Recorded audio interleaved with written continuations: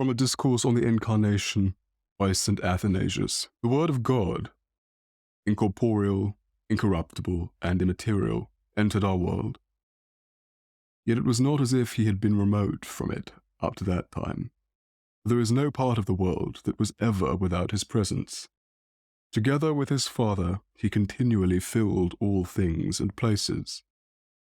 Out of his loving kindness for us, he came to us, and we see this in the way he revealed himself openly to us. Taking pity on mankind's weakness, and moved by our corruption, he could not stand aside and see death have the mastery over us. He did not want creation to perish, and his Father's work in fashioning men to be in vain. He therefore took to himself a body no different from our own, for he did not wish simply to be in a body or only to be seen. If he had wanted simply to be seen, he could indeed have taken another and nobler body, but instead he took our body in its reality. Within the Virgin he built himself a temple, that is, a body. He made it his own instrument in which to dwell and to reveal himself. In this way, he received from mankind a body like our own, and, since all were subject to the corruption of death, he delivered this body over to death for all, and with supreme love offered it to the Father. He did so to destroy the law of corruption passed against all men, since all died in him. The law, which had spent its force over the body of the Lord, could no longer have any power over his fellow men. Moreover, this was the way in which the Word was to restore mankind to immortality, after it had fallen.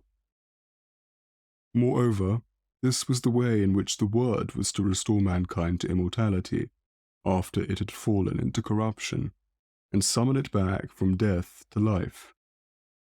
He utterly destroyed the power death had against mankind, as fire consumes chaff, by means of the body he had taken and the grace of the resurrection. This is the reason why the Word assumed a body that could die, so that this body, sharing in the Word who is above all, might satisfy death's requirement in place of all. Because of the Word dwelling in that body, it would remain incorruptible, and all would be freed forever from corruption by the grace of the resurrection. In death, the Word made a spotless sacrifice and oblation of the body he had taken. By dying for others, he immediately banished death for all mankind. In this way, the Word of God, who is above all, dedicated and offered his temple, the instrument that was his body, for us all, as he said, and so paid by his own death the debt that was owed.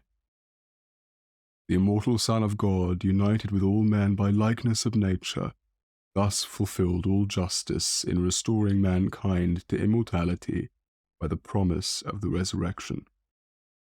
The corruption of death no longer holds any power over mankind, thanks to the Word, who has come to dwell among them through his one body.